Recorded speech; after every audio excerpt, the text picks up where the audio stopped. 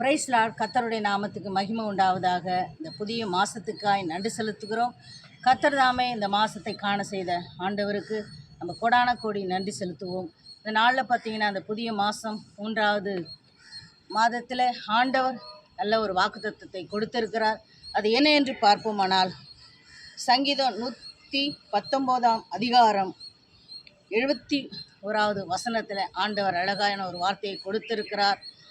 நான் உபத்திரப்பட்டது எனக்கு நல்லது, அதனால் உம்முடைய பிரமாணங்களை நான் கற்றுக்கொண்டேன் என்று சொல்லி அழகாக தாவீது ராஜா சொல்லியிருக்கிறார். அருமையானவர்களே, இந்த வருஷம் பிறந்து 2025 பிறந்த உடனே நான் இந்த காரியத்தை செய்ய வேண்டும், நான் இது நன்மையான காரியங்களை நடக்க வேண்டும் என்று சொல்லி அநேகர் யோசித்திருப்பீர்கள். அது ஒருவேளை இந்த 2 மாதமாக நடக்காமல் இருக்கலாம். ஒருவேளை சங்கடமான ஒரு சூழ்நிலையில், கஷ்டமான ஒரு சூழ்நிலையில் நீங்கள் கடந்து போயிருக்கலாம்.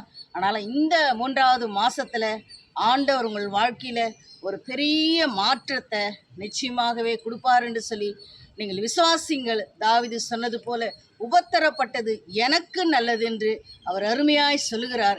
அருமையானவர்களே, அநேக உபத்திரங்களை நீங்கள் கடந்து வந்திருக்கலாம். ஆனால் இந்த மாதத்தில் ஆண்டவர் உங்கள் வாழ்க்கையில் எல்லா உபத்திரங்களெல்லாம் மாற்றி போட்டு அருமையாக இந்த மாதத்தில் நீங்கள் எதிர்பார்க்கிற நன்மைகள், நீங்கள் எதிர்பார்த்து கொண்டு இருக்கிற ஆசீர்வாதங்கள் எல்லாவற்றையும் ஆண்டவர் கொடுப்பார் என்று நீங்கள் நம்புங்கள். கர்த்தர் இந்த ஆண்டவர் வசனத்தை மூலியமாக உங்களை ஆற்றுவார், தேற்றுவார், பெரிய காரியங்களை செய்வார். நம்ம கண்களை மூடி நாம் ஜெபிக்கலாமா?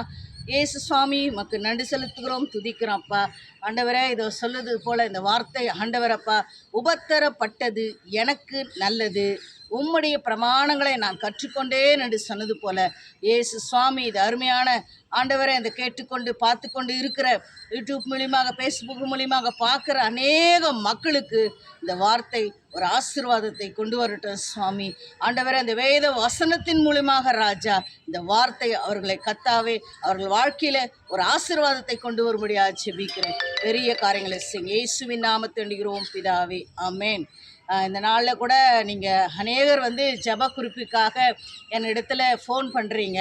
நாங்கள் அநேக நேரங்களில் எல்லா ஃபோனையும் ஒரே நேரத்தில் எங்களால் அட்டன் பண்ண முடியல. தயவுசெய்து நீங்கள் இந்த கமெண்ட்ஸில் நீங்கள் தெரியப்படுத்திங்கன்னாக்கா நாங்கள் நிச்சயமாக உங்களுக்கு 24 மணி நேரம் ஜெபத்துக்காக நாங்கள் காத்திருக்கிறோம்.